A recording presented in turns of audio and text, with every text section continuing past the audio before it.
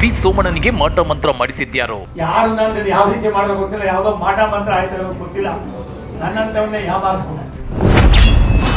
ಯಾರ್ಯಾರು ಮಾತಾಡಿ ಜಾಡಿಸಿ ಒದಿತಾರೆ ಗೊತ್ತು? ಯಾರು ಮಾತಾಡಿ ಮತ್ತೆ ಯಾವ್ಯಾವ ರೀತಿ ಜಾಡ್ಸಿ ಹೊಂದಿದ್ದಾರೆ ಅನ್ನೋದು ನನಗೂ ಗೊತ್ತಿದೆ. ಬಿಜೆಪಿಯಲ್ಲಿ ಸೋಮಣ್ಣನಿಗೆ ಕೊಟ್ಟೆ ಬಿಟ್ರ ಚೊಂಬು. ಅತಿ ದೊಡ್ಡ ಚೊಂಬನ್ನ ಬಿಜೆಪಿಯ ಮಾಜಿ ಸಚಿವ ವಿ ಸೋಮಣ್ಣ ಅವರ ಕೈಗೆ ಕೊಟ್ಟೆ ಬಿಟ್ರ. ರಾಜ್ಯ ಬಿಜೆಪಿಯಲ್ಲಿ ವಿ ಸೋಮಣ್ಣ ಸೈಡ್ಲೈನ್ ಆಗಿ ಬಿಟ್ರ. ಇವರಿಗೆ ಮುಂದಿನ ಲೋಕಸಭಾ ಚುನಾವಣೆಯಲ್ಲಿ ತುಮಕೂರು ಎಂಪಿ ಟಿಕೆಟ್ ಕೂಡ ಸಿಗಲ್ವಾ? ಅತ್ತ ಕಾಂಗ್ರೆಸ್ಗೂ ಹೋಗಂಗಿಲ್ಲ, ಇತ್ತ ಬಿಜೆಪಿಯಲ್ಲೂ ಇರೋ ಹಂಗಿಲ್ಲ ಅನ್ನೋ ರೀತಿಯ ವಾತಾವರಣ ಸೃಷ್ಟಿ ಮಾಡ್ತಿದ್ದಾರ.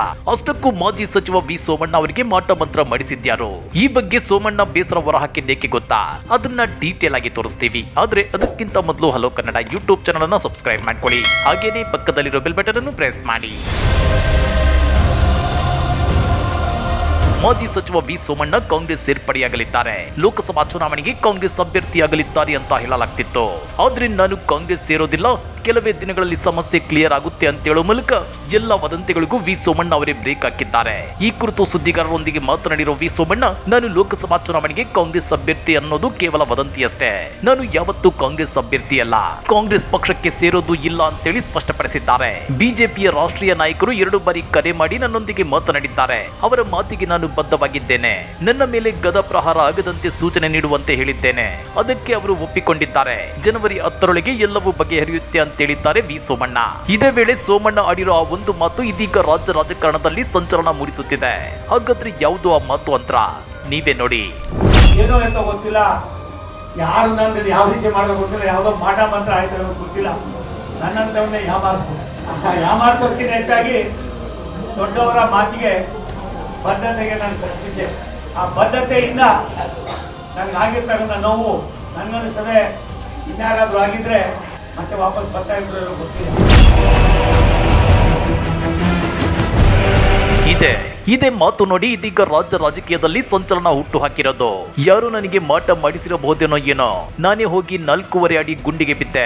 ನನಗೆ ಆದ ಅನ್ಯಾಯ ಯಾರಿಗೂ ಆಗ್ಬಾರ್ದು ಅಂತೇಳಿ ಬಿಜೆಪಿಯ ಮಾಜಿ ಸಚಿವ ವಿ ಸೋಮಣ್ಣ ಸ್ವಪಕ್ಷೀಯರ ವಿರುದ್ಧ ಮತ್ತೆ ಬೇಸರ ಹೊರ ಹಾಕಿದ್ದಾರೆ. ನನಗೆ ನಮ್ಮ ಪಕ್ಷದವರಿಂದಲೇ ಅನ್ಯಾಯವಾಗಿದೆ. ನಾನೇ ಹೋಗಿ 4.5 ಅಡಿ ಗುಂಡಿಗೆ ಬಿದ್ದೆ. ಗೋವಿಂದರಾಜನಗರ ಕ್ಷೇತ್ರ ಬಿಡಬಾರ್ದಿತ್ತು. ಆಗ ಯಾರಾದ್ರೂ ನನಗೆ ಮಾಟ ಮಂತ್ರ ಮಾಡಿಸಿದ್ರೇನೋ ಕ್ಷೇತ್ರ ಬಿಟ್ಟೆ. ನನಗೆ ಆದ ಅನ್ಯಾಯ ಯಾರಿಗೂ ಆಗ್ಬಾರ್ದು. ಜನವರಿ 9ಕ್ಕೆ ದೆಹಲಿಯಲ್ಲಿ ವರಿಷ್ಠರ ಭೇಟಿಯಾಗುತ್ತೇನೆ. ನನಗಾದ ಅನ್ಯಾಯವನ್ನ ವರಿಷ್ಠರ ಬಳಿ ಹೇಳಿಕೊಳ್ಳುತ್ತೇನೆ ಅಂತ ಹೇಳಿದ್ದಾರೆ.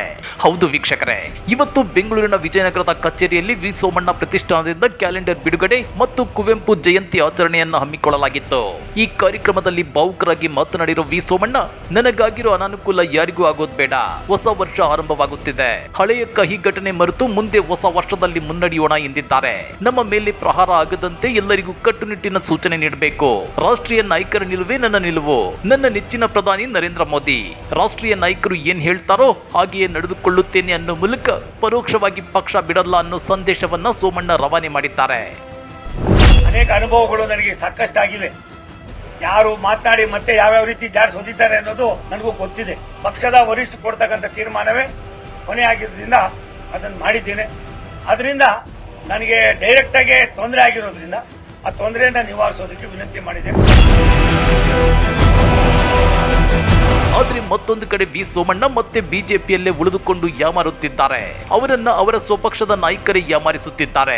73 ವರ್ಷದ ವಯಸ್ಸಿನ ವಿ ಸೋಮಣ್ಣ ಅವರಿಗೆ ಈ ಸಲದ ಎಂಪಿ ಎಲೆಕ್ಷನ್ ಅಲ್ಲಿ ತುಮಕೂರು ಬಿಜೆಪಿ ಟಿಕೆಟ್ ಸಿಗೋದು ಕನಸಿನ ಮಾತು. ಅವರನ್ನ ಸದ್ಯದಲ್ಲಿ ಪರ್ಮನೆಂಟ್ ಆಗಿ ಸೈಡ್ಲೈನ್ ಮಾಡ್ತಾರೆ. ನಡು ನೀರಲ್ಲಿ ಕೈ ಬಿಡ್ತಾರೆ ಅನ್ನೋ ಮಾತುಗಳು ಇದೀಗ ರಾಜ್ಯ ಬಿಜೆಪಿ ವಲಯದಲ್ಲೇ ಕೇಳಿ ಬರ್ತಿವೆ. ಹಾಗಾದ್ರೆ ರಾಜ್ಯ ಬಿಜೆಪಿಯಲ್ಲಿ ವಿ ಸೋಮಣ್ಣ ಅವರಿಗೆ ಕೊಟ್ಟೆ ಬಿಡ್ತಾರಾ ಅತಿ ದೊಡ್ಡ ಚೊಂಬು?